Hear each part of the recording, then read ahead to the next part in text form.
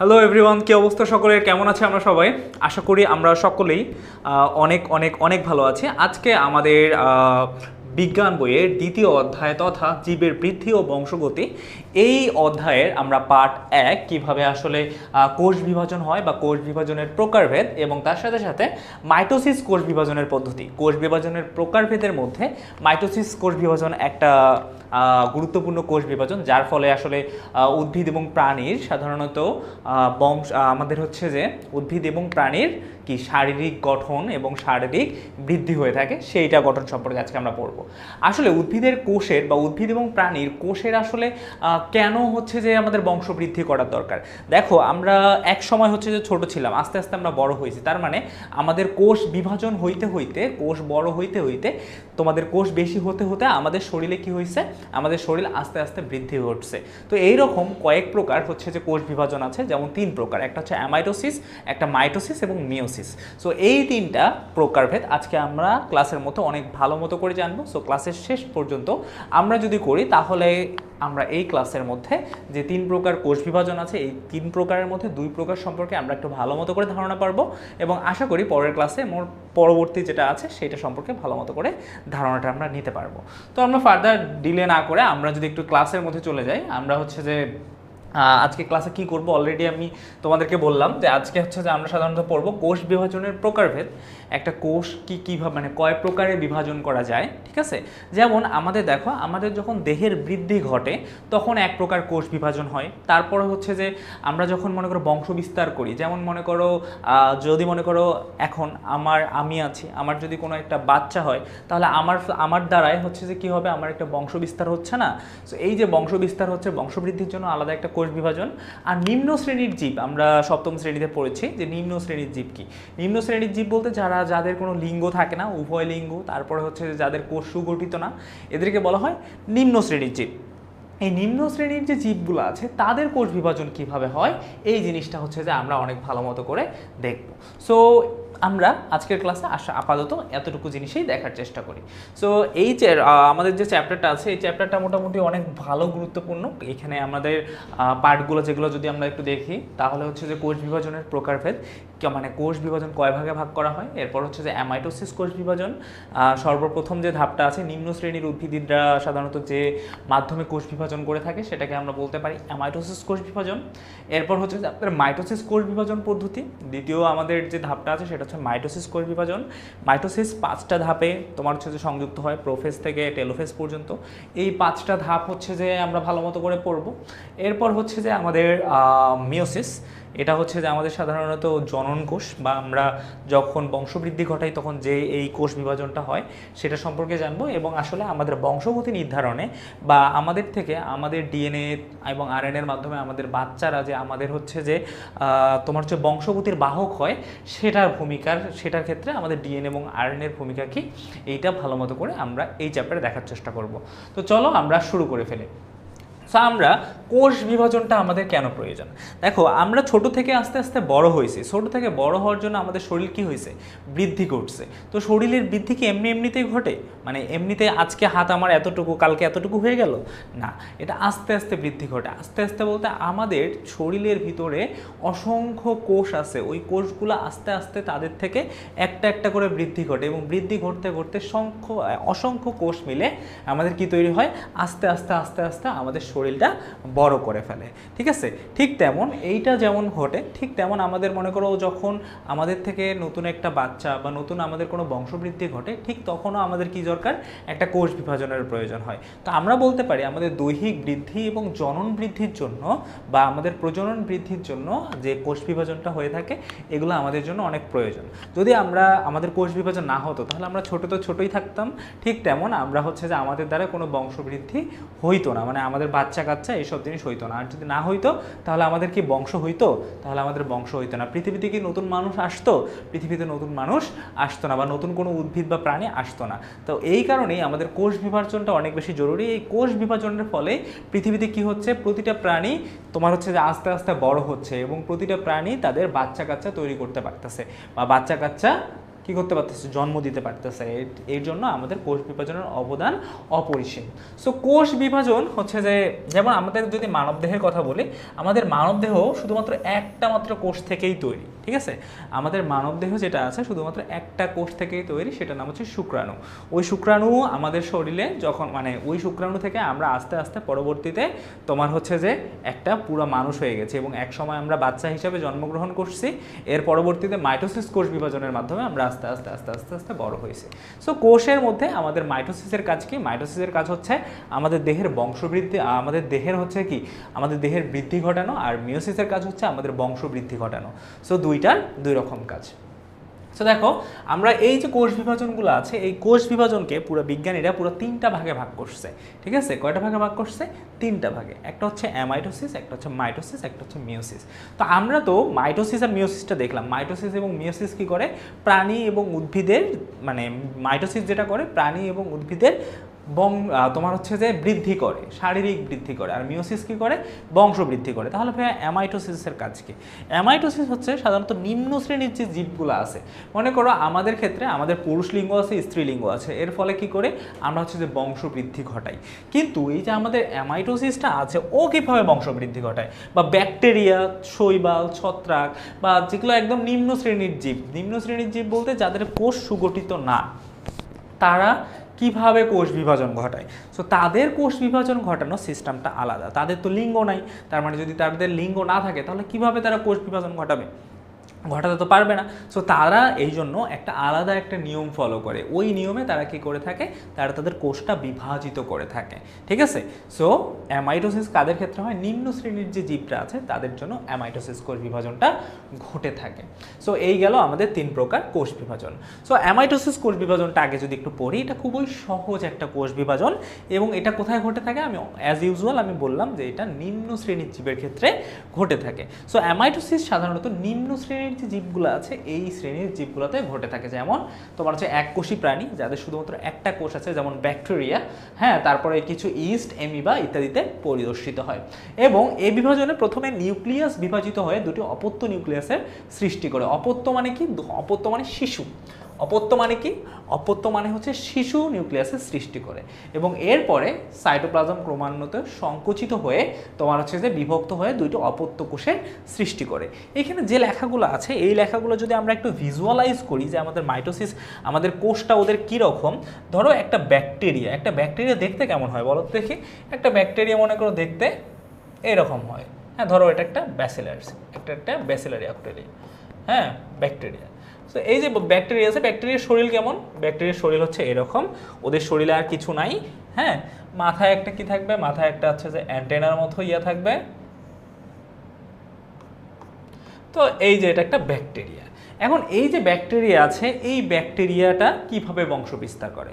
আমাদের ক্ষেত্রে আমাদের অনেক অঙ্গ আছে, আমাদের হাত, পা, মাথা, আমাদের কত অনেক অঙ্গ আছে, কিন্তু ব্যাকটেরিয়ার তো এত কিছু অঙ্গ নাই, এবং ও পুরুষ না স্ত্রী কোনো কিছুই তো না, কারণ ওর হচ্ছে যে কোনো কি লিঙ্গ নাই। সো ও কিভাবে বংশ বিস্তার করবে তাহলে? সো এই যে ব্যাকটেরিয়া আছে, এই ব্যাকটেরিয়াটাকে যদি আমরা একদম ভালো মতো করে জুম করে অনেক ভালো মতো করে দেখতে চাই যে ভাইয়া এই ব্যাকটেরিয়াটা আসলে কীরকম, বা এই ব্যাকটেরিয়াটার কোষ কীরকম, সো এই ব্যাকটেরিয়াটা যদি আমরা ভালো মতো করে দেখি, এটা কোষটা হচ্ছে অনেকটা এরকম। যে এই যে ব্যাকটেরিয়াটা তোমরা দেখতে পাচ্ছ, এইটার যে কোষটা আছে, হ্যাঁ, এর কোষের মধ্যে একটা নিউক্লিয়াস থাকে। এই দেখো, এইটার বাহিরের আবরণ এবং এর মধ্যখানটা আমরা নিউক্লিয়াস বলতে পারি। সো এই যে আমরা যদি একটু ভালো মতো করে দেখি যে এটা নিউক্লিয়াসটা মনে করো এইরকম করে নিউক্লিয়াস হয়ে আছে, যে এটা একটা নিউক্লিয়াস। সো এর শুধুমাত্র একটা মাত্র কোষ থাকে। সো এইটা ধরো তার কোষ, ওকে। এবং এই যে এটা তার নিউক্লিয়াস। এটা কি? এই যে সম্পূর্ণ জিনিসটা আমরা দেখতে পাচ্ছি, এই সম্পূর্ণ জিনিসটা কি? ওর নিউক্লিয়াস। এই সম্পূর্ণ জিনিসটা ওর নিউক্লিয়াস। এই যে পিঙ্ক কালার যতটা জিনিসটা দেখতেছি, এটা হচ্ছে ওর নিউক্লিয়াস। এখন এই যে আমাদের হচ্ছে যে কোষটা আছে, এই কোষটা তাহলে কিভাবে বিভাজিত হয়? সো এই কোষটা বিভাজিত হওয়ার একটা উপায় আছে, অনেক সুন্দর একটা উপায় আছে। সো এই কোষটা ধরো এইরকম যখন থাকে, 1 নাম্বার ধাপে ওই কোষটা কীরকম হয়? একটু লম্বাটে হয়ে যায়।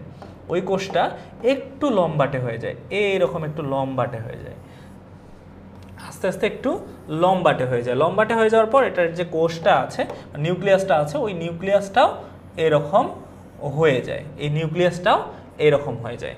সেম আমরা যখন দেখতে পাচ্ছি এর নিউক্লিয়াসটাও একদম এরকম হয়ে যায়। পরবর্তীতে যেটা হয়, পরবর্তীতে এইখান থেকে আমাদের যে ইয়াটা আছে, কোষটা আছে, সেটা একটু ডাম্বেল আকৃতির হয়। এরকম করে এইরকম আকৃতির সে রূপ ধারণ করে, এইরকম আকৃতির সে রূপ ধারণ করে। এবং আমাদের এই যে নিউক্লিয়াসটা আছে, নিউক্লিয়াসটাও কি করে একদম আট আকৃতি ধারণ করে থাকে, এইরকম একটা ডাম্বেল আকৃতি ধারণ করে। কোন আকৃতি ধারণ করে? এরকম একটা ডাম্বেল আকৃতি ধারণ করে। ডাম্বেল আকৃতি ধারণ করার পর পরবর্তী যে ধাপটা আছে, পরবর্তী ধাপে এই যে আমরা একটু আগে দেখলাম না যে আমাদের এই যে ডাম্বেল আকৃতি, এই যে আমাদের ডাম্বেল আকৃতি হয়েছিল, এইরকম একটা ডাম্বেল আকৃতি হয়েছিল না? সো এই যে ডাম্বেল আকৃতির থেকে সে কি করে, এই ডাম্বেল আকৃতি থেকে পরবর্তীতে সরাসরি এইটা দুইটা অপত্য কোষের সৃষ্টি করে, দুইটা অপত্য কোষের সৃষ্টি করে। এইরকম করে অপত্য মানে কি? অপত্য মানে হচ্ছে নতুন দুইটা কোষের সৃষ্টি করে। এরকম করে সরাসরি দুইটাতে রূপান্তরিত হয়। তার মানে প্রথমে দেখো এই যে একটা ব্যাকটেরিয়া আছে, এই ব্যাকটেরিয়াটাকে সুন্দর মতো করে একটা থেকে কিভাবে হয়ে যায়, এটা এরকম করে একটা কোষ থেকে দুইটা কোষে রূপান্তরিত হয়ে যায়, এরকম করে দুইটা ব্যাকটেরিয়া পরিণত হয়। তার মানে ও এইরকম করে কি করলো, তার বংশটা বিস্তার করলো। ওই একটা ব্যাকটেরিয়া থাকে এরকম করে সে কয়টা ব্যাকটেরিয়া হয়ে গেল? দুইটা ব্যাকটেরিয়া হয়ে গেল, একদম সরাসরি দ্বিবিভাজিত হয়ে গেল। তার মানে একটার থেকে সরাসরি কয়টা হইল? একটার সাথে সরাসরি সে দুইটা নিউক্লিয়াসে বা দুইটা ব্যাকটেরিয়ায় পরিণত হইল। সো একটা থেকে এইভাবে দুইটা হয়ে যায়। মানে প্রথমে কি হয়, ও কোষটা এরকম থাকে, সো এরপর ওই কোষটা একটু লম্বা আকৃতির হয় 2 নম্বর ধাপে, 3 নম্বর ধাপে হচ্ছে ডাম্বেল আকৃতির হয়, 4 নম্বর ধাপে একদম সরাসরি এরকম করে একটার থেকে দুইটা বিভক্ত হয়ে যায়। এবং পরবর্তীতে এটা আমরা এরকম করতে পারি যে এটাকে সরাসরি দুইটা ইয়াতে পরিণত করতে পারি, এই যে দুইটা কোষে আমরা পরিণত করব। সো এরকম করে আমরা বলতে পারি যে আমাদের দুইটা কোষে পরবর্তীতে পরিণত হইল। এইভাবে আমরা কি করি, একটা ব্যাকটেরিয়া দুইটা ব্যাকটেরিয়াতে পরিণত হয়। সো তাদের ক্ষেত্রে এই কোষ বিভাজনটা সরাসরি হয়ে থাকে।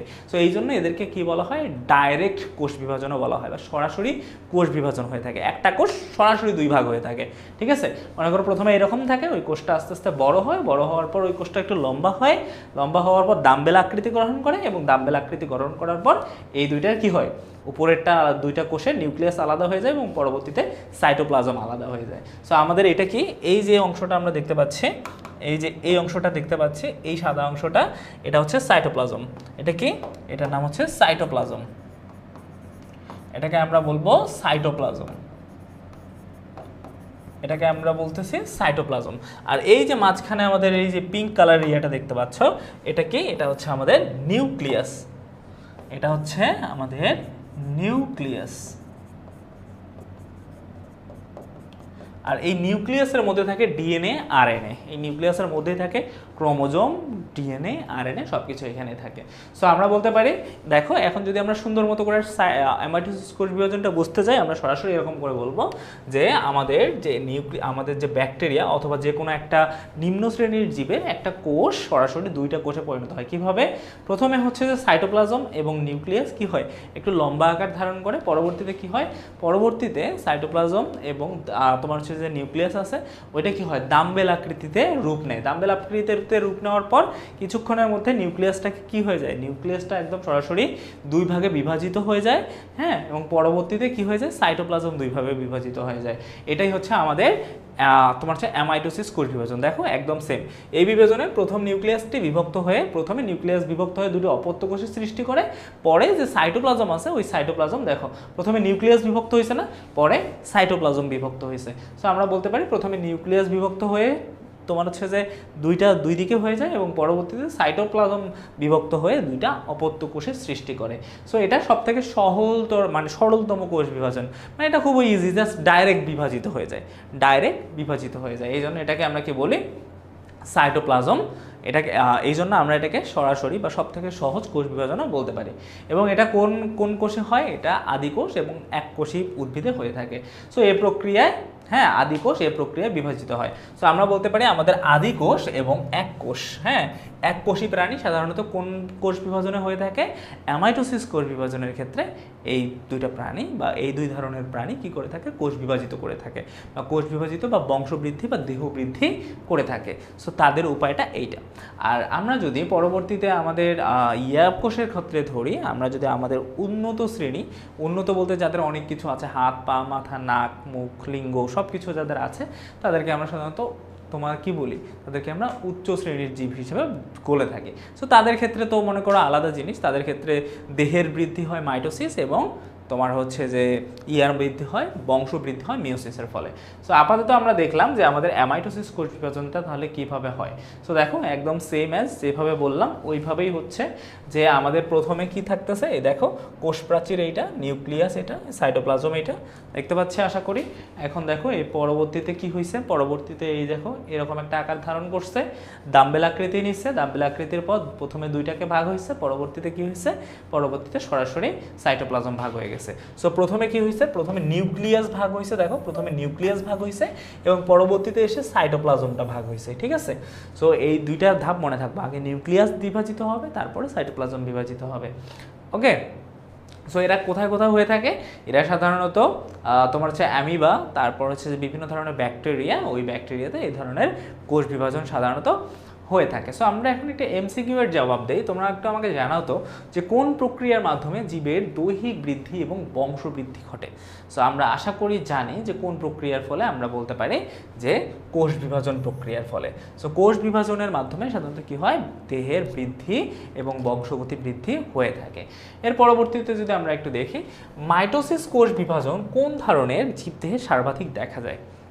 মাইটোসিস কোন ধরনের, অ্যামাইটোসিস কোন ধরনের? সো আমি একটু আগেই তোমাদের বললাম এককোষী এবং আদিকোষী উদ্ভিদে আমরা কি বলতে পারি, এককোষী এবং আদিকোষী উদ্ভিদে বা প্রাণীতে সাধারণত আমরা অ্যামাইটোসিস কোষ বিভাজন দেখে থাকি। সো আমাদের কারেক্ট অ্যান্সার কোনটা হবে?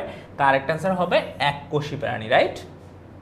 আশা করি আমরা বুঝতে পারছি। সো এর এখান থেকে এমসিকিউ আসলে আশা করি আমরা পারবো। সো এখন যদি আমরা একটু ভালো মতো করে দেখি, সেটা হচ্ছে যে আমাদের বাকি যেটা আমাদের মাইটোসিস কোষ বিভাজন, মাইটোসিস সাধারণত আমরা কেন করে থাকি বলো তো? মাইটোসিস কোষ বিভাজন হয় আমাদের দেহের বৃদ্ধি ঘটানোর জন্য। মনে করো তোমার দেহের মধ্যে, এইটা মনে করো তোমার দেহ, বা এইটা এই যে তোমার মনে করো হাত, এই হচ্ছে মনে করো তোমার হাতের তোমার 5টা আঙ্গুল, হ্যাঁ।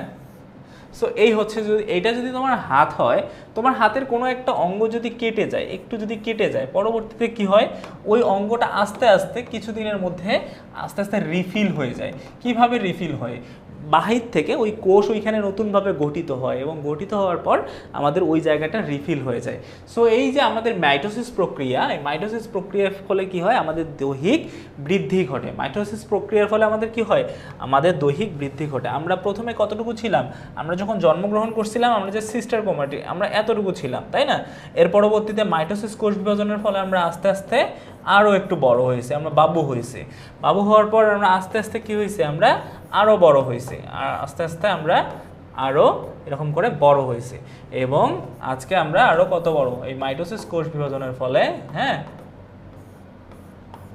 আরও অনেক বড় হয়ে গেছে। সো আমরা এখন বলতে পারি যে আমাদের দেহের বৃদ্ধির জন্য এই যে আমরা কি হয়েছে, আমরা আস্তে আস্তে দৈহিক বৃদ্ধি হয়েছে না আমাদের?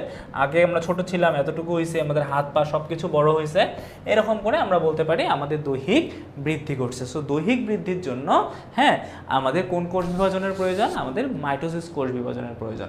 শুধুমাত্র উদ্ভিদের, প্রাণীর এমন হবে তা না। আমাদের উদ্ভিদে একটা চারা গাছ এরকম থাকে, হয় না? আমাদের উদ্ভিদে যদি চারা গাছ এরকম করে আমরা বলতে পারি, একটা উদ্ভিদ আমাদের মানে চারা গাছ থেকে আমরা পরবর্তীতে ওই চারা গাছটা কি হয়, ওই চারা গাছটা আমাদের আস্তে আস্তে আস্তে আস্তে একটা বড় বট গাছে পরিণত হয়। সো আমরা বলতে পারি আমাদের প্রাণীদের দেহেও এই যে দেহ যে বাড়তেছে, এই কোষ বিভাজন প্রক্রিয়াটাকে আমরা কি বলতে পারি? মাইটোসিস কোষ বিভাজন প্রক্রিয়া। সো মাইটোসিস কোষ বিভাজন প্রক্রিয়াকে যদি আমরা একদম ভালো মতো করে দেখি, এটা অনেক কয়েকটা ধাপে পরিণত হয়, ঠিক আছে?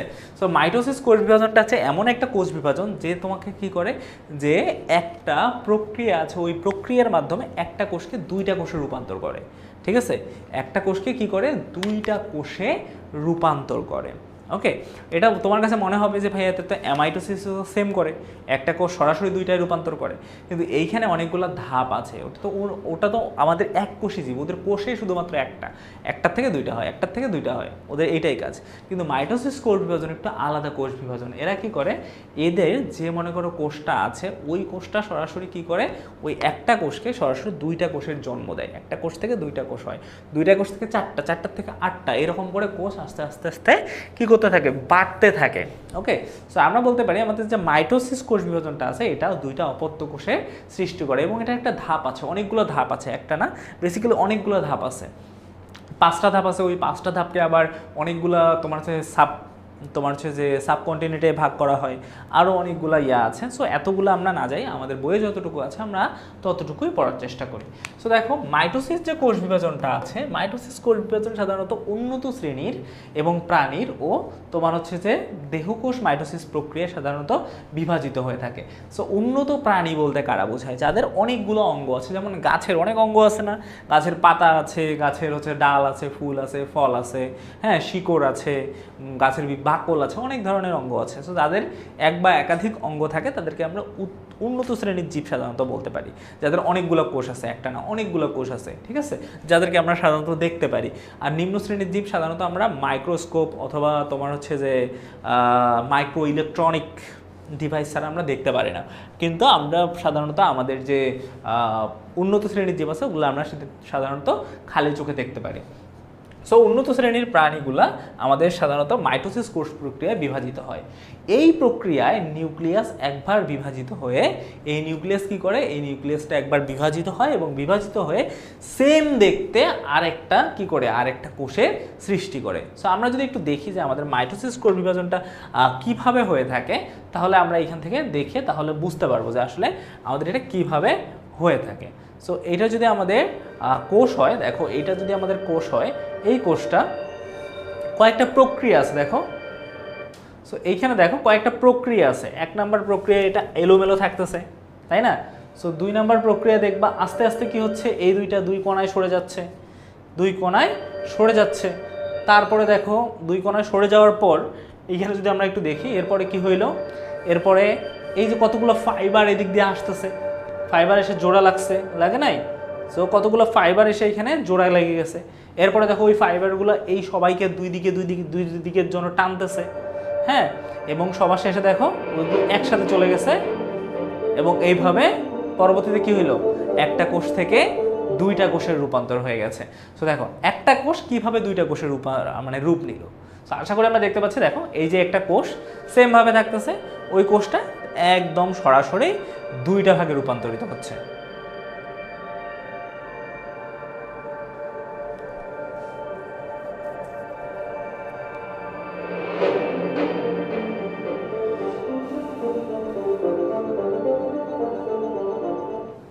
সো এই যে আমাদের ধাপগুলো আছে, এই ধাপেই সাধারণত একটা কোষ থেকে দুইটা এইভাবেই পরিণত হয়। সো এটাই হচ্ছে আমাদের মাইটোসিস কোষ বিভাজন পদ্ধতি। সো এরা কি করে, সম আকার সমগুণ সম্পূর্ণ দুইটা সেম দেখতে দুইটা কোষের সৃষ্টি করে থাকে। এবং যেমন মনে করো এইখানে একটা কোষ আছে, একটা কোষ থেকে সরাসরি এই একটা কোষ থেকে আমরা সরাসরি দুইটা কোষের সৃষ্টি করে থাকে। সো 2n থেকে 2nই হবে, বা আমাদের আমাদের হচ্ছে যে যত গুণ সম্পূর্ণ থাকতেছে, যতটা ক্রোমোজোম থাকতেছে অতটা ক্রোমোজোমই এরকম করে হচ্ছে। সো আমরা যদি একটু ভালো মতো করে দেখি যে সমান সংখ্যক ক্রোমোজোম, মানে যদি দুইটা ক্রোমোজোম, মায়ের কোষে যদি দুইটা ক্রোমোজোম থাকে তার শিশুর কোষে দুইটা ক্রোমোজোমই থাকবে। ওকে, মানে সেম ভাবে দুইটাকে বিভাজিত করতেছে। সো যদি আমরা একটু দেখি মাইটোসিসের বৈশিষ্ট্যগুলো যদি একটু দেখি, মাইটোসিস কোষ বিভাজন দেহকোষের এক ধরনের কোষ বিভাজন পদ্ধতি। এটা আমাদের দেহকোষের মানে আমাদের দেহের মধ্যে ঘটে থাকে, আর জনন কোষ হইলে আমাদের বংশবৃদ্ধির ক্ষেত্রে ঘটে থাকে। সো এই দুইটা আমরা মনে রাখি। সো দেহকোষ বলতে এক ধরনের এটা দেহের মধ্যে ঘটে থাকে। এই প্রক্রিয়ায় মাতৃকোষের নিউক্লিয়াসটি একবার মাত্র বিভাজিত হয়। এই প্রক্রিয়ায় যে মাতৃকোষের যে নিউক্লিয়াসটা আছে, যে মাদার নিউক্লিয়াস যেটা আছে, সেটা কি করতেছে, একবার বিভাজিত হচ্ছে। হচ্ছে বা ওইটাকে ভাগ হয়ে যাচ্ছে। এরপর মাতৃকোষটি বিভাজিত হয়ে সমগুণ সম্পূর্ণ দুটি অপত্য কোষ সৃষ্টি করে বা নতুন দুইটা কোষ সৃষ্টি করে। আমরা যদি একটু দেখি যে কিভাবে এই কোষটা সৃষ্টি করে, সো আমরা একটা জিনিস কয়েকটা ক্যারেক্টার আমরা মনে রাখি, সেটা হচ্ছে একটা কোষ, আমাদের একটা কোষ কেমন হবে, একটা কোষ সাধারণত একটা নিউক্লিয়াস থাকবে, একটা কোষ সাধারণত দেখতে এরকম হয়, মানে অনেক অনেক এদের হচ্ছে যে ডিপ্লোমেসি আছে।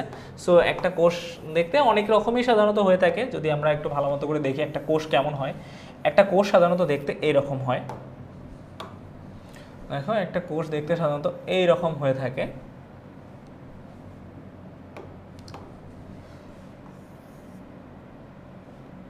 একটা কোষ সাধারণত এইরকম আর কি হয়।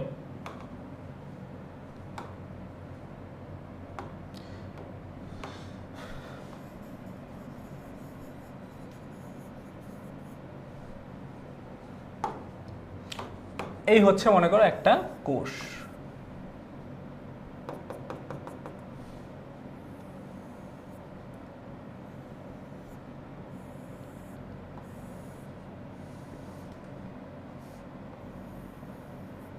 এই হচ্ছে আমাদের একটা কোষ। কোষে সাধারণত দেখতে একদম সেম অ্যাজ এইরকম হয়। এখানে আরও কিছু কিছু পদার্থ থাকে। সো এইরকম কয়েকটা তোমার হচ্ছে জিনিস থাকে এবং এই মাঝখানের জিনিসটা ইম্পর্টেন্ট। এটা হচ্ছে আমাদের নিউক্লিয়াস, এটা হচ্ছে আমাদের নিউক্লিয়াস, এটা হচ্ছে পুরা কোষ এবং এটা হচ্ছে নিউক্লিয়াস। সো কোষ বিভাজনে আমরা এইরকম করে দেখবো না, এই কোষটাকে আমরা একটু মানে মডিফাই করি। সো মডিফাই, এই কোষটাকে আমরা সাধারণত বলতে পারি এই কোষটা আমাদেরকে এইরকম করে দেখবো। এরকম বলতে কি, কোষ প্রথমে এইরকম থাকে, ধরো এইটা হচ্ছে আমাদের কোষ প্রাচীর, বাহিরের যে কোষ প্রাচীরটা আছে এটাকে আমরা এরকম করে ধরলাম এবং এই কোষ প্রাচীরের মধ্যে নিউক্লিয়াসটাকে আমরা এরকম করে ধরলাম যে এটা একটা নিউক্লিয়াস, বাকি জিনিসগুলো আমরা আপাতত বাদ দিলাম। সো এই হচ্ছে আমার নিউক্লিয়াস। এই নিউক্লিয়াস থাকার পর আমাদের যে কোষটা আছে, এই বাকি জিনিসগুলো অত্যন্ত ক্ষুদ্র, অনেক ছোট ছোট, তাই ওদেরকে দেখাটা খুব একটা সম্ভব হয় না। হ্যাঁ, সো এইরকম করে থাকে এবং মাঝখানে এই যে বস্তুগুলো আছে, এই সেন্ট্রোমিয়ার দুইটা থাকে একসাথে, এরকম দুইটা সেন্ট্রোমিয়ার থাকে এবং তোমার হচ্ছে যে কিছু এরকম করে ক্রোমোজোম থাকে, এগুলোকে বলা হয় ক্রোমোজোম। সো ক্রোমোজোম কয়টা থাকে, 4 জোড়া থাকে। কয় জোড়া থাকে, মানে 4টা ক্রোমোজোম থাকে। সো কয়টা, এর জন্য এটাকে 2n বলা হয়। ক্রোমোজোম কয়টা থাকে, 2n থাকে, মানে তোমার হচ্ছে যে 4টা থাকে। ঠিক আছে, এমন 4টা থাকে, একটা দুইটা ধরো তিনটা, এই একটা 4টা, ধরো এরকম 4টা ক্রোমোজোম থাকে, এই জন্য ওটাকে 2n বলা হয়। ঠিক আছে, মানে দুই জোড়া ক্রোমোজোম থাকে আর কি। সো প্রথমে কোষটা কীরকম থাকে, এইরকম থাকে দেখতে, এইটা কোষ দেখতে এইরকম। এর পরবর্তীতে কি হয়, এর পরবর্তীতে আমরা ওই যে পিকচারে যেমনটা দেখলাম, সেটা হচ্ছে এই যে আমরা কোষটা দেখতে পাচ্ছি, এই কোষটা সেম অ্যাজ মনে করো এটার এই যে এরকমই থাকলো এবং ভিতরের দিকে একটু পরিবর্তন হয়। ভিতরের দিকে পরিবর্তন বলতে কীরকম হয়, এই যে ক্রোমোজোমগুলো আছে, এই ক্রোমোজোমগুলো একটু মনে করো কি হয়, এরকম করে সোজা আকৃতির হয়ে থাকে এবং পরবর্তীতে আমাদের হচ্ছে যে নিউক্লিয়াসটা আছে, ওই নিউক্লিয়াসটা এইখানেই থাকে এবং হচ্ছে যে ওই নিউক্লিয়াস যে এখানে থাকে এবং এর মাঝখানে কি হয়, এই যে দুইটা স্টারের মতো দেখতে পাচ্ছি আমরা, ওই দুইটা স্টারের মতো যে জিনিসগুলো আছে, ওই দুইটা স্টারের মতো জিনিস কোথার দিকে চলে আসে, এই দুই সাইডের দিকে চলে আসে, এই দুই সাইডের দিকে চলে আসে। দ্বিতীয় ধাপে আসলে এই কাজটা হয়। সো এটা একটা কোষ, এইটা একটা কোষ, এটা প্রথম ধাপে কোষটা এরকম থাকে, এটা কোষকে আমরা এরকম দেখতে পাই, এটা একদম অনেক জুম করে এটা এরকম একটা কোষ। সো এই কোষটাকে আমরা এরকম দেখতে পাই। প্রথমে কি হয়, প্রথমে এরকম করে 1 নাম্বার ধাপে এরকম থাকে, 2 নাম্বার ধাপে স্টারগুলো দুই দিকে চলে যায়, 3 নাম্বার ধাপে কি করে, ওই স্টারগুলা জালের মতো ফেলা শুরু করে দেয়। ওই যে স্টার দুইটা আমরা দেখতেছি, ওই স্টার দুইটা আমরা দেখতেছিলাম, ওই স্টার দুইটা দেখো, এই যে আমাদের স্টার দুইটা দেখলাম আমরা, ওই যে স্টার দুইটা আছে, ওই স্টার দুইটা একটা এরকম করে কি করে, এরকম একটা তোমার হচ্ছে যে যন্ত্রের মতো সৃষ্টি করে, এটাকে বলা হয় স্পিন্ডল যন্ত্র। ঠিক আছে, এইরকম কি তৈরি করে, একটা যন্ত্রের মতো সৃষ্টি করে দেয় বা দুইটা এরকম লাইন সৃষ্টি করে দেয়। সো লাইন সৃষ্টি করে দেওয়ার পর আর নিউক্লিয়াসগুলো বা ক্রোমোজোম যেগুলো ছিল আমাদের, ওই ক্রোমোজোমগুলো এটা এর সাথে সাথে লেগে যায়, এর সাথে সাথে লেগে যায় ক্রোমোজোমগুলো এবং আমাদের যে কোষ প্রাচীর আছে সেটা এরকম করে থাকে এবং আমাদের নিউক্লিয়াস কি করে, আমাদের যে নিউক্লিয়াস আছে এই নিউক্লিয়াসটা তোমার হচ্ছে যে নিউক্লিয়াসের, এটাকে বলা হয় নিউক্লিওলাস। সো আমরা কাকে দেখতেছি, আমরা বেসিক্যালি এই জিনিসটাকে দেখতেছি। কোনটাকে দেখতেছি, এই জিনিসটাকে, শুধুমাত্র এই যে নিউক্লিয়াসটা আছে এইটা, বাকি অংশগুলো বাদ, এই নিউক্লিয়াসটা দেখতে এরকম, এইখান থেকে প্রথম ধাপে এরকম হইলো, দ্বিতীয় ধাপে সেটা এরকম হইলো, পরবর্তী যে ধাপটা আছে পরবর্তী ধাপটায় আমাদের কি হয়, আমাদের এই ধাপে এসে আমাদের নিউক্লিয়াস বিলুপ্ত হয়ে যায়। এই ধাপে এসে আমাদের নিউক্লিয়াস আর থাকে না, মানে এটা একদম বিলুপ্ত হয়ে যায়, মানে আস্তে আস্তে সেটা কি হয়ে যায়, একদম বিলুপ্ত হয়ে যায়, এটা আর থাকে না, এটা একদম বিলুপ্ত হয়ে যায়। প্রথম ধাপে থাকে, দ্বিতীয় ধাপে এসে একটা হালকা থাকে, মানে একটু একটু থাকে, এবং তৃতীয় ধাপে এসে কি হয়ে যায়, সেটা একদমই বিলুপ্ত হয়ে যাওয়ার মতো এরকম ঘটে থাকে। এবং তারপরের দিকে এই নিউক্লিয়াসটা কি হয়, এর পরের দিকে যেটা কাজ হয় সেটা হচ্ছে, এর পরের দিকে যেটা হয়, এই যে ক্রোমোজোমগুলো আমরা দেখতে পাচ্ছি, এই ক্রোমোজোমগুলা তোমার হচ্ছে যে এই রকম হওয়া শুরু করে, একদম এইটা অনেক বেশি সাদৃশ্য হয়, এটা একদম এই যে দুইটা যে সেন্ট্রোমিয়ার আছে, এই দুইটা কোথায় থাকে, একদম যে মাঝখানে যে থাকার অংশটা আছে এটা আরও বড় হয়, হ্যাঁ, এবং এই যে যন্ত্রটা আছে এটা একদম এরকম একটা যন্ত্রের রূপ নেয়, এরকম একটা যন্ত্রের রূপ নেয়, এটাকে বলা হয় স্পিন্ডল যন্ত্র। সো এরকম করে তারপরে কি হয়, এই ধাপটা চলে আসে, এবং এই ধাপে যে ক্রোমোজোমগুলো আমরা দেখতে পাই, এই ক্রোমোজোমগুলো সাধারণত এইরকম হয়, এই ক্রোমোজোমগুলো সাধারণত এইরকম হয়, এটা সবাই সবার সাথে লেগে থাকে। সো এটা এইরকম হয়ে থাকে, এবং পরবর্তীতে আরও যে ধাপগুলো আছে ওই ধাপে সাধারণত এগুলো কি হয়, এগুলো সাধারণত একদিক থেকে আরেক দিক যাওয়া শুরু করে, এই যে দিকটা আছে এই দিকে এরকম করে যাওয়া শুরু করে ক্রোমোজোমগুলো,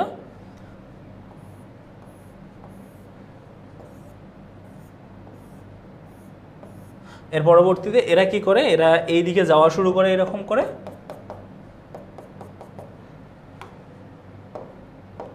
আমাদের ক্রোমোজোমগুলো আছে এই ক্রোমোজোমগুলো এইদিকে দুইজনে একদম মাঝখান দিয়ে বিভক্ত হয়ে দুই দিকে এরকম করে ছেড়ে যাওয়া শুরু করে, এবং পরবর্তীতে কি হয়, পরবর্তীতে এই দুইটা যাওয়ার পরবর্তীতে এই যে ক্রোমোজোমগুলো দুই দিকে যাওয়া শুরু করে, এবং শেষের দিকে কি হয়, শেষের দিকে সবগুলো ক্রোমোজোম একসঙ্গে গিয়ে মিলিত হয়, এইরকম করে সবগুলো ক্রোমোজোম একসঙ্গে গিয়ে মিলিত হয়ে দুইটা, এই যে সবগুলো ওইদিকে যাচ্ছে, এদিকে গিয়ে দুইটা অপত্য কোষের সৃষ্টি করে, তারপরে এইখানে এরকম হয়, এবং পরবর্তীতে দুইটা অপত্য কোষের সৃষ্টি হয়ে যায় এরকম করে।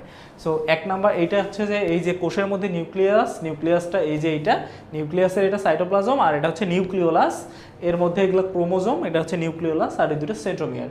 সো প্রথম ধাপে এরকম থাকে, পরবর্তীতে এটা এরকম হয়, পরবর্তীতে এরকম, পরবর্তীতে এরকম, এবং পরবর্তীতে একটা কোষ থেকে দুইটা কোষ, একটা নিউক্লিয়াস থেকে কয়টা নিউক্লিয়াস, দেখো এখানে একটা নিউক্লিয়াস, পরবর্তীতে কয়টা নিউক্লিয়াসে পরিণত হয়, এরকম করে দুইটা নিউক্লিয়াসে পরিণত হয়, পরবর্তীতে এটা সাইটোপ্লাজমের পর পরবর্তীতে এটা এরকম দুইটা কিসের সৃষ্টি করে, দুইটা অপত্য নিউক্লিয়াসের সৃষ্টি হয় পরবর্তীতে এরকম করে। সো একটার থেকে কি কয়টা হয়ে যায়, একটার থেকে এরকম করে দুইটা হয়ে যায়। সো আমরা বলতে পারি যে নিউক্লিয়াসের যে সিস্টেমটা আছে এই প্রক্রিয়ায় মাতৃকোষ নিউক্লিয়াসটি একবার বিভাজিত হয়, কয়বার বিভাজিত হয়, একবার বিভাজিত হয়, কয়বার হয়েছে, একবার বিভাজিত হয়ে দুইটা হয়েছে, প্রথমে কয়টা ছিল, একটা ছিল, এটা একবার হয়ে দুইটায় পরিণত হয়েছে।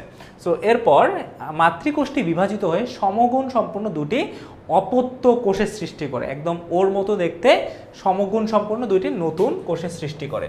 এ ধরনের বিভাজন মাতৃকোষের ক্রোমোজোমের সংখ্যা, মাতৃকোষে জয়টা ক্রোমোজোম ছিল আমরা যখন তৈরি করি তখন ওরে জয়টা ক্রোমোজোম ছিল, যখন তৈরি হয়েছে ওরও ঠিক তয়টা ক্রোমোজোমই থাকবে, একটাও কম বেশি হবে না, ঠিক আছে, যার ফলে কি করে থাকে, আমাদের ক্রোমোজোমের সংখ্যা অপরিবর্তিত থাকে, মানে ওরও জয়টা থাকে, ও চাইল্ড যেটা হয়েছে ওই চাইল্ডেরও একদম ঠিক তয়টা পরিমাণে ক্রোমোজোমই থাকবে। দেখো কিভাবে ক্রোমোজোম থাকবে, এইখানে যদি চারটা থাকে, দেখো এইখানে চারটা থাকতেছে, এইখানে চারটা থাকতেছে, কিন্তু যখন ভাগ করতেছে এই মাঝখানে একটা সেন্ট্রোমিয়ার আছে, এই সেন্ট্রোমিয়ারটা ভাগ হয়ে এই ক্রোমোজোমটাকে দুই ভাগ হয়ে অর্ধেক যাচ্ছে এইদিকে, অর্ধেক যাচ্ছে এইদিকে, চারটা যাচ্ছে এইদিকে, চারটা যাচ্ছে ওইদিকে, যার ফলে কি হচ্ছে, একটা ক্রোমোজোমকে ছিঁড়ে দুইটা হয়ে যাচ্ছে, ছিঁড়ে দুইটা হয়ে এদের সংখ্যাও সমান হচ্ছে, এদের সংখ্যাও সমান হচ্ছে, এর ফলে এইখানেও চারটা যাচ্ছে, এইখানেও চারটা যাচ্ছে, ফলে এইখানেও চারটা হবে, এইখানেও চারটাই হচ্ছে।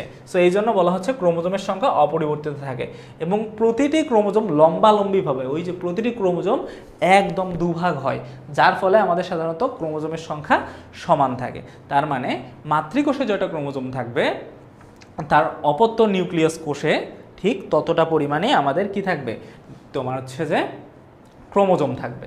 সো আমরা এটা আস্তে আস্তে হচ্ছে যখন কোষ বিভাজন দেখব অনেক ভালো মতো করে, প্রতিটা ধাপের জন্য আমরা সময় পাবো, প্রতিটা ধাপে অনেক সুন্দর মতো করে আর্ট করে করে আমরা বোঝার চেষ্টা করবো যে কীভাবে এই কাজটা হচ্ছে। এবার দেখো মাইটোসিস কোষ বিভাজন নিউক্লিয়াসযুক্ত জীবদেহে ঘটে থাকে। সো যাদের কোষ প্রকৃত কোষ, যাদের কোষের মধ্যে নিউক্লিয়াস আছে তাদের কোষেই এটা ঘটে থাকে। এবং এটা কোথায় ঘটে? দেহকোষের মধ্যে ঘটে, মানে দেহের মধ্যে ঘটে। সো উদ্ভিদের বর্ধনশীল অংশে, উদ্ভিদের মানে উদ্ভিদ যেই জায়গা দিয়ে বাড়ে সেই অংশেই সাধারণত এই কোষ বিভাজনটা হয়। যেমন আমাদের বিভিন্ন ধরনের উদ্ভিদ আছে, যেমন আমাদের সাধারণত কি আছে, গাছপালা। এই গাছপালা কি সবগুলা পাতা বাড়ে? সবগুলা পাতা বাড়ে না। যেগুলো হচ্ছে ছোট ছোট একদম সবার সামনের বা সবার আগালের বা আগের যে পাতাটা আছে ওই পাতাটাই সাধারণত বেড়ে থাকে, ওইটাকে বলা হয় উদ্ভিদের বর্ধনশীল অংশ। ঠিক আছে, মানে যেই অংশটা সব থেকে তোমার হচ্ছে যে বাড়ে, ঠিক আছে, ওই অংশের ভাজক টিস্যুর মধ্যে সাধারণত কি হয়ে থাকে, ভাজক টিস্যুর মধ্যে এই মাইটোসিস কোষ বিভাজনটা ঘটে থাকে। যেমন কাণ্ড মানে কি? ডাল। সো ডালের মধ্যে ঘটে থাকে, তারপর মূলের মধ্যে ঘটে থাকে, তারপর অগ্রভাগ মানে হচ্ছে যে গাছের উপর থেকে বাড়ে না, মানে অগ্রভাগ থেকেই তো বাড়ে, তাই না? সো ওই অগ্রভাগে মাইটোসিস হয়, এর ফলে ও আস্তে আস্তে বাড়তে থাকে। এরপর আমাদের হচ্ছে যে বর্ধনশীল পাতা, মানে হচ্ছে যে নতুন হচ্ছে যে বেড়ে ওঠা পাতা, মূল ইত্যাদিতে এইরকম কোষ বিভাজন সাধারণত দেখা হয়ে যায়। এবং প্রাণীদেহে আমাদের দেহকোষে, মানে আমাদের দেহের মধ্যে হাত, পা, নাক, মাথা সব জায়গাতেই আমাদের মাইটোসিস ঘটে থাকে। ভ্রূণ পরিবর্তনের সময় বা আমাদের হচ্ছে যে যখন মনে করো একজন মায়ের পেটে একটা ছোট্ট একটা বাচ্চা থাকে, ওই বাচ্চাটাও আস্তে আস্তে বড় হয়। সো ভ্রূণ আস্তে আস্তে এটা পরিণত হয়। এরপর নিম্ন শ্রেণীর উদ্ভিদ, মানে হচ্ছে নিম্ন শ্রেণীর বলতে কিছু কিছু নিম্ন শ্রেণীর উদ্ভিদ আছে যেমন ছত্রাক, এক্ষেত্রেও আমাদের সাধারণত আমাদের কি হয়ে থাকে, আমাদের এই মাইটোসিস কোষ বিভাজন ঘটে থাকে। সো মাইটোসিস দুইটা পর্যায়ে সম্পূর্ণ হয়। মাইটোসিস কয়টা পর্যায়ে সম্পূর্ণ হয়? দুইটা পর্যায়ে সম্পূর্ণ হয়। একটা হচ্ছে যে ক্যারিওকাইনেসিস আর একটা হচ্ছে সাইটোকাইনেসিস। সো ক্যারিওকাইনেসিস কি, সাইটোকাইনেসিস কি, এটা যদি আমরা একটু ভালো মতো করে দেখি যে ভাইয়া ক্যারিওকাইনেসিস কি, সাইটোকাইনেসিস কি।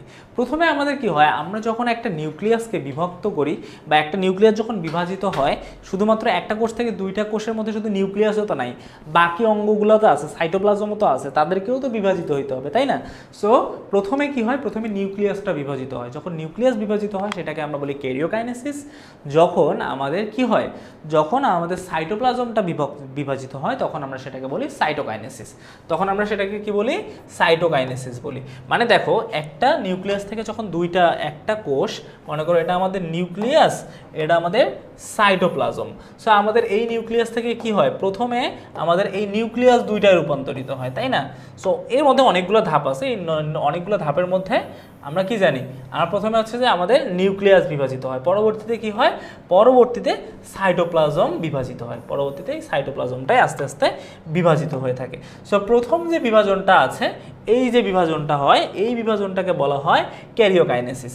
শুধুমাত্র নিউক্লিয়াসের বিভাজনকে বলা হয় ক্যারিওকাইনেসিস, আর সাইটোপ্লাজমের বিভাজনকে কি বলা হয়, সাইটোকাইনেসিস। সো এটা কি, এটা আমাদের সাইটোপ্লাজম, আর এটা হচ্ছে যে আমাদের নিউক্লিয়াসের বিভাজনকে বলা হয় ক্যারিওকাইনেসিস, আর এই সাইটোপ্লাজমের বিভাজনকে বলা হয় সাইটোকাইনেসিস। Got it? আশা করি আমরা বুঝতে পারছি। সো এখন দেখি, যদি আমরা প্রথমে ক্যারিওকাইনেসিস অর্থাৎ নিউক্লিয়াসের বিভাজন হয় এবং পরবর্তীতে সাইটোকাইনেসিস অর্থাৎ আমাদের হচ্ছে সাইটোপ্লাজমের বিভাজন হয়। তবে ক্যারিওকাইনেসিস এবং সাইটোকাইনেসিস শুরু হওয়ার আগে কোষটি নিউক্লিয়াসকে কিছু প্রস্তুতিমূলক কাজ করতে হয়, এটাকে বলা হয় ইন্টারফেস। এটাকে ইন্টারফেস বলা হয়। যখন ক্যারিওকাইনেসিস শুরু হয়, ক্যারিওকাইনেসিসের মধ্যে 5টা ধাপ থাকে, prophase, prometaphase, metaphase, anaphase, telophase. ঠিক আছে, এর পরবর্তীতে সাইটোকাইনেসিস হয়। কিন্তু এই দুইটা হওয়ার আগে একটা কোষে আরও কয়েকটা ধাপ থাকে। ঠিক আছে, ওই ধাপটাকে আমরা সাধারণত বলি ইন্টারফেস। মানে ও প্রস্তুতি নেয়, ভাগ হওয়ার প্রস্তুতি নেয়। একটা সাধারণ কোষ ভাগ হওয়ার যে প্রস্তুতিটা নেয় সেটাকে আমরা সাধারণত বলি ইন্টারফেস। তো এই জিনিসটা যদি আমরা একটু ভালো মতো করে দেখার চেষ্টা করি, দেখো আমাদের প্রথমে কি হয়, আমাদের কোষ বিভাজন আমরা যদি একটু ভালো মতো করে দেখি, এই হচ্ছে আমাদের কোষ বিভাজন। আমাদের যে কোষ বিভাজন আছে, এই কোষ বিভাজনকে আমরা কয়টা ভাগে ভাগ করতে পারি, 2টা ভাগে। একটা হচ্ছে যে আমাদের ক্যারিওকাইনেসিস, একটা হচ্ছে আমাদের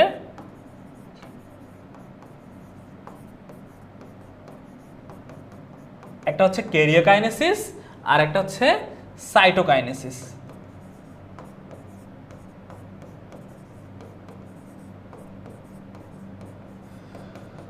একটা হচ্ছে সাইটোকাইনেসিস। এই দুইটাকে সাধারণত আমরা এই ভাগে ভাগ করতে পারি। এখন দেখো আমাদের যে ক্যারিওকাইনেসিস আছে আর এই সাইটোকাইনেসিসটা যে আছে,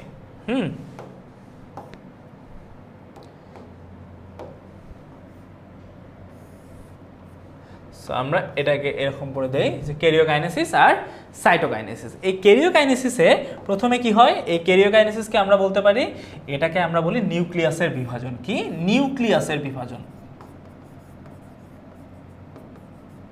এখানে নিউক্লিয়াস বিভাজিত হয় আর এখানে কি হয়, সাইটোপ্লাজম বিভাজিত হয়।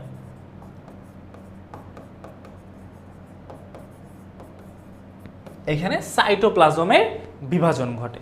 এখন আমাদের যদি এই ক্যারিওকাইনেসিসটাকে ভালো মতো করে দেখি, এই ক্যারিওকাইনেসিস 5টা ধাপে প্রভাবিত হয়, 5টা ধাপে ভাগ হয়। এক নাম্বার হচ্ছে যে আমাদের প্রোফেজ, ঠিক আছে, মানে প্রোফেজ ধাপ, একটা নিউক্লিয়াস সাধারণত অবস্থায় থাকে। এরপর প্রোমেটাফেজ, এই 5টা ধাপে আসলে হয়ে থাকে। ওই যে আমরা একটু আগে 5টা ধাপ দেখলাম না, 1 2 3 4 5 এরকম কয়েকটা ধাপ দেখলাম না, এই ধাপগুলোকে, এইরকম ধাপটাকে 5টা ধাপ বলা হয়। সো এই 5টা ধাপে করা হয়। সো প্রোমেটাফেজ, তারপর হচ্ছে যে মেটাফেজ, তারপর অ্যানাফেজ,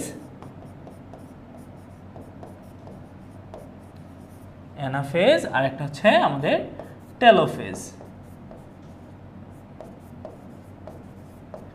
অ্যানাফেজ এবং টেলোফেজ। সো এই 5টা ধাপে পরিণত হয়। আর এটা কি আমাদের সাইটোকাইনেসিস, সাইটোপ্লাজমের সময় হয়ে থাকে। কিন্তু যখন আমাদের কোষটা বিভাজিত হওয়া শুরু করবে, তার আগে তো সাধারণ একটা কোষই থাকে। সো ও যখন হওয়ার একটা পিরিয়ড আছে যে আমরা এই সময় থেকে এই সময় কোষটা বিভাজন ঘটবে।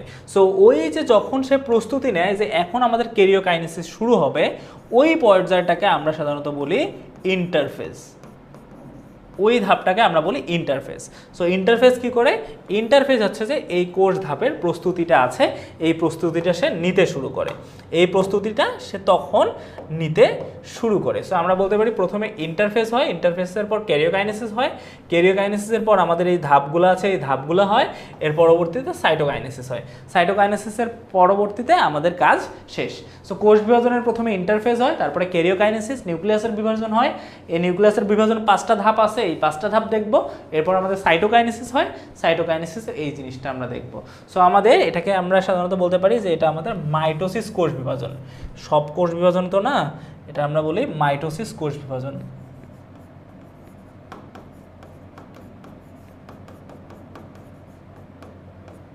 মাইটোসিস কোষ বিভাজন। সো আমাদের মাইটোসিস কোষ বিভাজনে সাধারণত এরকম কাজ হয়ে থাকে। সো প্রথমে কি হয়, ইন্টারফেজ, তারপর ক্যারিওকাইনেসিস, তারপর সাইটোকাইনেসিস। এখন যদি আমরা একটু দেখি আমাদের মাইটোসিস। সো আমরা দেখলাম যে মাইটোসিস কোষ বিভাজনটা দেখলাম, মাইটোসিসের মধ্যে যে ক্যারিওকাইনেসিস আছে ওইখানে কি হয়, আমাদের হচ্ছে যে নিউক্লিয়াসটির বিভাজন ঘটে, নিউক্লিয়াসের বিভাজন ঘটে এবং তখন ক্যারিওকাইনেসিস সম্পূর্ণ হয়। সো এই ক্যারিওকাইনেসিস কয়টা ভাগে সম্পূর্ণ হয়? 5টা ভাগে সম্পূর্ণ হয়। সে ধাপগুলো কি? সে ধাপগুলো হচ্ছে প্রোফেজ, প্রোমেটাফেজ, মেটাফেজ, অ্যানাফেজ ও টেলোফেজ। কয়টা ধাপে পরিণত হয়? টোটাল 5টা ধাপে পরিণত হয়। ওই 5টা ধাপের নাম কি কি? 5টা ধাপের নাম হচ্ছে প্রোফেজ, প্রোমেটাফেজ, মেটাফেজ, অ্যানাফেজ ও টেলোফেজ। এই 5টা ধাপ আমি একটু আগে তোমাদেরকে বললাম না যে আমাদের 5টা ধাপে হয়ে যায়। ইন্টারফেজের পর ক্যারিওকাইনেসিস হয় এবং ক্যারিওকাইনেসিস কয়টা ধাপে হয়? 5টা ধাপে হয় এবং এইটাকেই মেইন মাইটোসিস বলা হয়। এটাকে কি বলা হয়? এটাকে একদম মেইন মাইটোসিস বা একদম এইটাই মেইন মাইটোসিস আমরা সাধারণত বলতে পারি, ঠিক আছে? কারণ এইখানেই যা কাজ হয় এইখানেই বেশি হয়। সো এটাকে 5টা ধাপে পরিণত হয়, prophase, metaphase, prometaphase, metaphase, anaphase এবং টেলোফেজ, এই 5টা ধাপ। সো এই 5টা ধাপকে আমরা এখন একটু একদম এক্সপ্লেইন করব। সো আজকে আমরা ফার্স্ট ধাপটা একটু পড়বো, পরবর্তীতে আস্তে আস্তে আস্তে আস্তে বাকি 4টা ধাপও আমরা পরবর্তী ক্লাসে করার চেষ্টা করব। সো দেখো, এটি মাইটোসিস কোষ বিভাজনের সবচেয়ে প্রথম এবং এটা কি একদম প্রথম 1 নাম্বার এবং হচ্ছে যে সবচেয়ে দীর্ঘস্থায়ী ধাপ। সো এটা কিন্তু ভেরি ইম্পর্টেন্ট যে আমাদের এইটা কেমন তোমার হচ্ছে যে গুরুত্বপূর্ণ, এটা আমরা বলতে পারি এটি মাইটোসিস কোষ বিভাজনের সবচেয়ে দীর্ঘস্থায়ী ধাপ, মানে সব থেকে অনেক সময় বেশি লাগে এই ধাপের মধ্যে। কারণ এই ধাপে আমাদের হচ্ছে যে প্রাণীর কোষ এবং উদ্ভিদ কোষ, এই যে উদ্ভিদ কোষে দেখো, উদ্ভিদ কোষ দেখতে এরকম, প্রাণী কোষের দেখতে এরকম। এখন উদ্ভিদ কোষে অনেক কিছু জিনিস থাকে যা প্রাণী কোষে থাকে না, যেমন প্লাস্টিড থাকে না, হ্যাঁ, তারপরে হচ্ছে যে আরও কিছু কিছু জিনিস আছে যেগুলো থাকে না। আর প্রাণী কোষ তো ধরতে গেলে আমরা সেমই ধরতে পারি, যে শুধুমাত্র দুই একটা জিনিস, যেমন উদ্ভিদ কোষে কোষ প্রাচীর আছে, কোষ প্রাচীর থাকবে, আমাদের কোষে প্রাণীদের কোষে থাকবে না। উদ্ভিদ কোষে আমাদের তোমার হচ্ছে যে প্লাস্টিড থাকবে, প্রাণী কোষে থাকবে না, দুই একটা জিনিস না থাকবে, বাকিটা সেম, ঠিক আছে। আর উদ্ভিদ কোষটা একটু হচ্ছে যে লম্বা হয় বা একটু লম্বার মতো হয়ে থাকে, আর প্রাণী কোষটা একটু গোলাকার হয়ে থাকে, দ্যাটস ইট। সো এটা মাইটোসিস কোষ বিভাজনের সবথেকে দীর্ঘস্থায়ী ধাপ। এই ধাপে কি হয়, এই ধাপে নিউক্লিয়াস আকারে অনেক বড় হয়।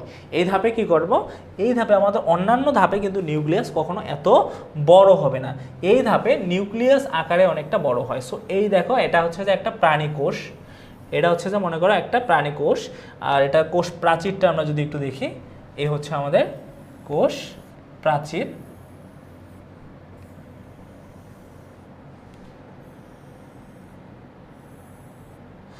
এই হচ্ছে আমার কোষ প্রাচীর।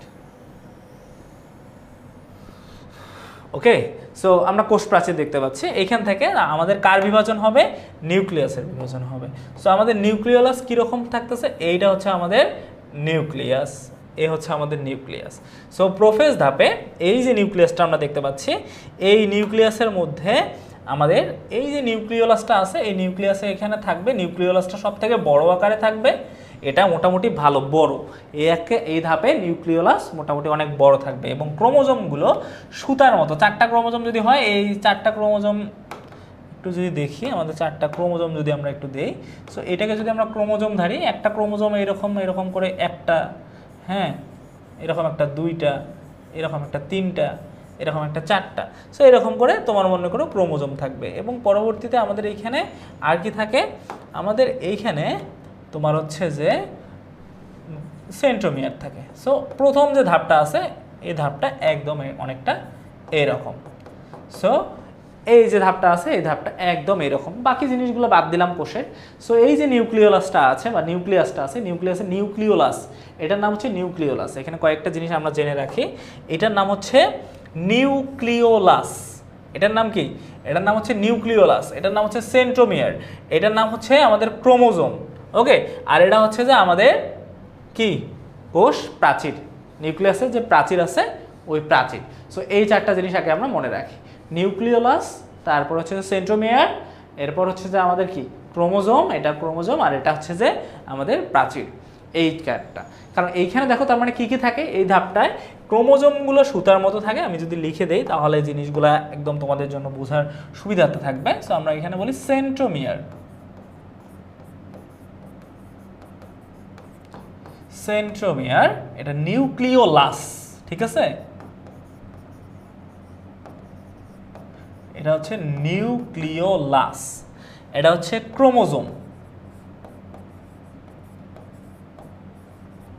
আর এটা হচ্ছে প্রাচীর, নিউক্লিয়াস, প্রাচীর, ঠিক আছে। এই যে কয়েকটা আছে, সো এইখানে কি কি থাকে দেখো, এইখানে নিউক্লিওলাস থাকে, সেন্ট্রোমিয়ার দুটো একসাথে থাকে, এরপর ক্রোমোজোম সুতার মতো করে এরকম প্যাঁচানো থাকে, এবং কোষ প্রাচীর যেটা আছে ওই প্রাচীরটা এখানে সুন্দর মতো করে থাকে। তো সব কিছু জিনিসে থাকে। দেখো এইখানে কোষের নিউক্লিয়াস আকারে বড় হয়, এক্ষেত্রে নিউক্লিয়াসটা আকারে অনেক বড় হবে। এরপর নিউক্লিয়ার জালিকা ভেঙে গিয়ে কতগুলো নির্দিষ্ট সংখ্যক আঁকাবাঁকা সুতার মতো, এই যে আঁকাবাঁকা সুতার মতো আমাদের অংশগুলা থাকে, এবং এগুলোকে কি বলে, এগুলোকে ক্রোমোজোম বলে। এরপর প্রতিটি ক্রোমোজোম লম্বালম্বিভাবে বিভক্ত হয়ে দুটি করে ক্রোমাটিড গঠন করে, এগুলো সেন্ট্রোমিয়ার নামক বিন্দুতে যুক্ত থাকে। এগুলা কোথায় থাকে, সবগুলা এই সেন্ট্রোমিয়ার যে আছে, এই প্রতিটা ক্রোমোজোম কার সাথে যুক্ত থাকে, সেন্ট্রোমিয়ারের সাথে যুক্ত থাকে। এই প্রতিটা ক্রোমোজোম সেন্ট্রোমিয়ারের সাথে এরকম করে যুক্ত থাকে। তো সেন্ট্রোমিয়ার যেটা আছে এটার সঙ্গে যুক্ত থাকে। প্রথমে এই যে নিউক্লিয়াসটা আছে, এই নিউক্লিয়াসটা আকারে অনেক বড় হয়, নিউক্লিয়াসটা আকারে এই ধাপে বড় হয় এবং এইখানে ক্রোমোজোমগুলো কার সাথে থাকে, একদম সুতার মতো সেন্ট্রোমিয়ারের সাথে যুক্ত থাকে এবং এটার প্রাচীর একদম ঠিকঠাক থাকে। সো এই গেল আমাদের প্রথম যে ধাপটা আছে, এই প্রথম ধাপটা। সো প্রথম যে ধাপটা আছে, এই প্রথম ধাপটার ফলে আমাদের পরবর্তীতে কি হয়, পরবর্তীতে দ্বিতীয় ধাপ হয়। দ্বিতীয় ধাপটা কি, দ্বিতীয় ধাপটা হচ্ছে আমরা যদি একটু ভালো মন্দ করে দেখি, সেম সিস্টেমটা পরবর্তীতে যেটা হয়, আমাদের কোষ যে প্রাচীরটা আছে, ওই প্রাচীরের মধ্যে থাকে আমাদের যে সেন্ট্রোমিয়ারটা আছে, এই যে সেন্ট্রোমিয়ার, এই সেন্ট্রোমিয়ার কোন দিকে চলে যায়, দুই দিকে চলে যাওয়ার চেষ্টা করে, দুই দিকে চলে যাওয়ার চেষ্টা করে। এবং আমাদের যে ক্রোমোজোমগুলো আছে, ওই ক্রোমোজোমগুলো এই যে সেন্ট্রোমিয়ার আছে, এই সেন্ট্রোমিয়ারের কাছাকাছি এইরকম অবস্থায় থাকা শুরু করে। এবং আমাদের যে নিউক্লিয়াস আছে, আমাদের নিউক্লিয়াসটা প্রায় বিলুপ্তর মতো তখন হয়ে যায়। তখন নিউক্লিয়াসটা একটু বিলুপ্ত আকারের মতো হয়ে থাকে, এরকম করে বিলুপ্ত আকারের মতো ধারণ করে থাকে, এই রকম আকার ধারণ করে থাকে। সো এটাকে আমরা কি বলি, এটাকে সাধারণত আমরা বলি প্রোমেটাফেজ। এটাকে আমরা প্রোমেটাফেজও সাধারণত বলে থাকি। So prometaphase, metaphase, anaphase, telophase এগুলো আমরা পরবর্তীতে দেখবো আপাতত। সো আজকের ক্লাসে আমরা যতটুকু দেখলাম সেটা হচ্ছে যে আমাদের সাধারণত মাইটোসিস কোষ বিভাজন কিভাবে হয়। দেখো আমরা অ্যামাইটোসিস কোষ বিভাজন কিভাবে হয়, একটা থেকে সরাসরি দুইটায় পরিণত হয় নিম্ন শ্রেণীর জীবের জন্য। এরপর আমরা দেখলাম মাইটোসিস কোষ বিভাজন, এখানে যেমন কোষ আছে ঠিক তেমনই কি করে থাকে, একটা কোষ থেকে দুইটা কোষে রূপান্তরিত হয়। মায়ের কোষে যা কিছুই থাকে একদম ঠিক সেই অনুরূপ দুইটা কোষের সৃষ্টি হয়। ক্রোমোজোম কিভাবে হয়, আমরা কয়েকটা ধাপ দেখলাম যে এখানে কিভাবে একটা তোমার হচ্ছে নিউক্লিয়াস থেকে দুইটা নিউক্লিয়াসে পরিণত হয়। এরপর দেখলাম এটা কোন কোন জায়গায় মাইটোসিস হয় এবং মাইটোসিসের বিভিন্ন ধরনের ধাপ, ক্যারিওকাইনেসিস, সাইটোকাইনেসিস, এই জিনিসগুলো দেখলাম মাইটোসিস কোষ বিভাজনের ফলে। এরপর আমাদের ক্যারিওকাইনেসিসের 5টা ধাপ থাকে এবং 5টা ধাপের মধ্যে প্রোফেজটা দেখলাম। সো একটা ধাপের মধ্যে কোনো কিছু বোঝা যায় না, নেক্সট ক্লাসে প্রোফেজ থেকে শুরু করে টেলোফেজ পর্যন্ত যতগুলো পার্ট আছে আমি ততগুলো পার্ট তোমাদেরকে অনেক ভালো মতো করে বুঝায় দেওয়ার চেষ্টা করব, ঠিক আছে। আর তোমাদের সকলের সঙ্গে তো অবশ্যই দেখা হবে ক্লাসে, এটা নিয়ে কোনো সমস্যা নাই। যে ক্লাসের মধ্যে যতগুলো তোমাদের প্রবলেম, কোনো জিনিস যদি না বুঝে থাকো সেটা আমি তোমাদেরকে ভালো মতো করে বুঝায় দেওয়ার চেষ্টা করব, ঠিক আছে। সো আজকের জন্য আমাদের সাধারণত এতটুকুই। নেক্সট ক্লাসে আমাদের দেখা হবে হয়তো বা হচ্ছে যে বাকি যে কোষ বিভাজনের পার্টগুলো আছে একদম প্রোফেজ থেকে শুরু করে টেলোফেজ পর্যন্ত আমরা দেখার চেষ্টা করব। আজকের জন্য আমাদের এতটুকুই। তোমরা সকলে ভালো থাকো, তোমরা সকলে সুস্থ থাকো। তোমাদের সঙ্গে দেখা হচ্ছে ক্লাসে। আল্লাহ হাফেজ।